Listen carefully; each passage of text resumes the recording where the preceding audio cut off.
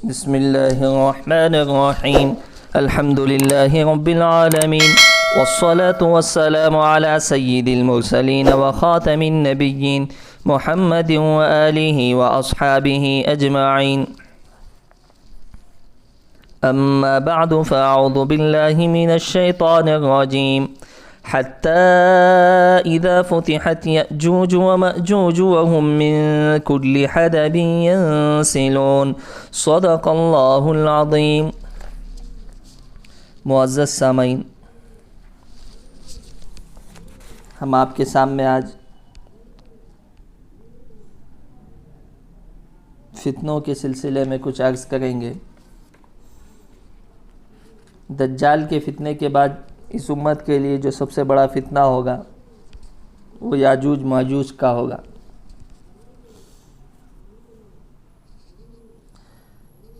وہ بھی انسانوں ہی کی نسل ہے. حضرت نوح علیہ السلام کے لڑکے یافس کی اولاد میں سے ہے.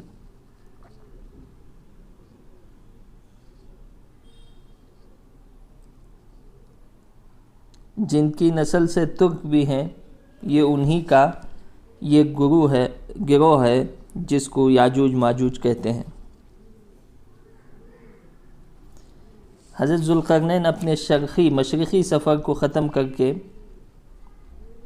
وہاں سے شمال کی طرف ایک راستے پر چلے تو دیکھا کہ دو پہاڑ جو ملے ہوئے ہیں، لیکن ان کے درمیان ایک گھاٹی ہے جہاں سے یاجوج ماجوج نکل کر ترکوں پر تباہی ڈالا کرتے ہیں، انہیں قتل کرتے ہیں، کھیت باغات تباہ کرتے ہیں، بال بچوں کو بھی ہلاک کرتے ہیں اور سخت فساد برپا کرتے ہیں. تو وہاں کے لوگوں نے حضرت ذوالقرنین کی آمد کو جب دیکھا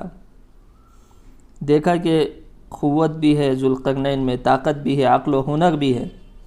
یہ دیکھ کر انہوں نے درخواست کی کہ اگر آپ راضی ہو جائیں تو آپ کے لیے ہم بہت سا مال جمع کر دیں اور آپ ان پہاڑوں کے درمیان کی گھاٹی کو کسی مضبوط دیوار سے بند کر دیں تاکہ ہم ان فسادیوں کی روزانہ کی ان تکالیف سے بچ جائیں. تو اس کے جواب میں حضرت ذوالقرنین نے فرمایا، مجھے تمہارے مال کی ضرورت نہیں، خدا کا دیا سب کچھ میرے پاس موجود ہے اور تمہارے مال سے بہت بہتر ہے. الغرض ذوالقرنین نے فرمایا، تم اپنی قوت اور طاقت اور کام کاج کے ساتھ میرا ساتھ دو، بس یہی تمہارا ساتھ میرے لیے کافی ہے.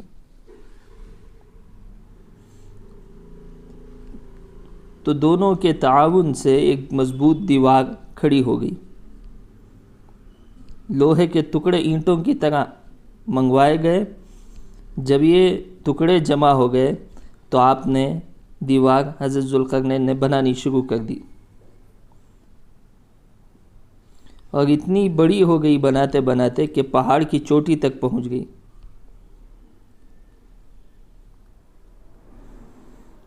جب یہ دیوار بن گئی تو آگ بھڑکائی گئی. اب جب وہ لوہے کی دیوار بالکل سرخ لال ہو گئی تو آپ نے فرمایا کہ پگھلا ہوا تانبا لاؤ اور ہر طرف سے اس کے اوپر بہا دو. چنانچہ ایسے کیا گیا. جب یہ دیوار ٹھنڈی ہوئی تو بہت ہی مضبوط اور پختہ ہو گئی اور دیکھنے میں ایسے معلوم ہونے لگی کوئی جیسے دھاگی دار چادر ہو، اس طرح سے معلوم ہونے لگی. یعنی چادر میں جس میں سرخ اور سیاہ دھاگیاں ہوتی ہیں، اس طرح یہ دیوار معلوم ہونے لگی. الغرض حضرت ابن عباس کی ایک روایت ہے، جب بھی لڑکوں کو اچھلتے کودتے کھیلتے دوڑتے ایک دوسرے کی چڈیاں لیتے ہوئے دیکھ کر فرمایا کرتے تھے کہ اسی طرح یاجوج ماجوج آئیں گے اور زمین میں اسی طرح وہ پھیلیں گے.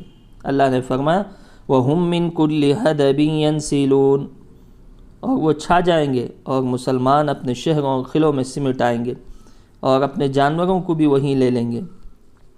معزز سامعین، یاجوج ماجوج جس نہر سے گزریں گے اس کا پانی بالکل صاف کر دیں گے، یہاں تک کہ اس میں دھول اڑنے لگے گی. ان میں کی دوسری جماعت جب وہاں پہنچے گی تو وہ کہے گی ہو سکتا ہے شاید کسی زمانے میں یہاں پانی ہوگا، تو اس طرح ان کا فتنہ ہوگا۔ انسانیت خوف کے مارے جنگلوں میں بیابانوں میں چلی جائے گی۔ اب یہ یاجوج ماجوج جب دیکھیں گے کہ زمین پر کوئی نہیں رہا، اور واقع میں سوائے ان مسلمانوں کے جو اپنے شہروں اور قلعوں میں پناہ لیے ہوئے ہیں کوئی نہیں ہوگا، تو اب وہ کہیں گے اب ہم زمین والوں سے فارغ ہو گئے اور آسمان والوں کی خبر لیں۔ چنانچہ ان میں کا ایک شریر اپنا نیزہ گھما کر آسمان کی طرف پھینکے گا، قدرت خداوندی سے وہ خون آلود ہو کر ان کے پاس گرے گا، یعنی اس میں خون لگا ہوا ہوگا۔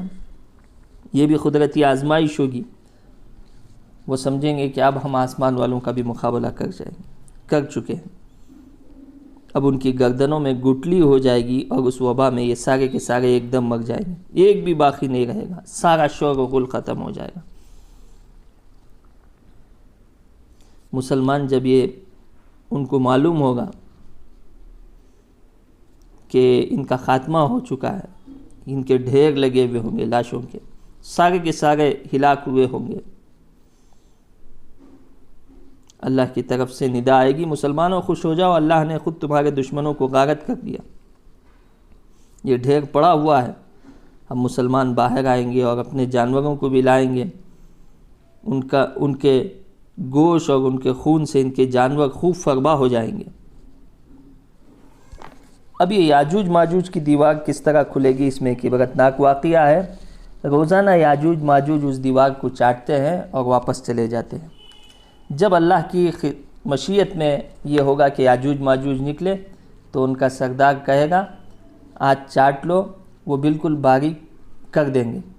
اس کے بعد ان کا سردار کہے گا کل انشاءاللہ اس کو ختم کر دیں گے، تو دیوار کی مقدار اتنی ہی رہتی ہے جتنی وہ کل چھوڑ کے گئے، ورنہ اس سے پہلے جب بھی وہ چھوڑ کے جاتے ہیں کل کر لیں گے بقیہ، تو اللہ تبارک و تعالیٰ دوبارہ اس کو اسی سطح پر پہنچا دیتا ہے جس کو ذوالقرنین نے بنایا۔ تو انشاءاللہ میں یہ برکت ہے، ہم کو بھی ایک عبرت اور سبق ہے کہ ہم بھی انشاءاللہ کسی کام کے کرنے کا یا وعدہ کیے تو انشاءاللہ ضرور کہیں۔ اللہ تعالیٰ سے دعا ہے کہ اللہ تبارک و تعالیٰ ہم تمام کو ہر قسم کے فتنے سے محفوظ فرمائے۔ آمین۔ وآخر دعوانا ان الحمد للہ رب العالمین۔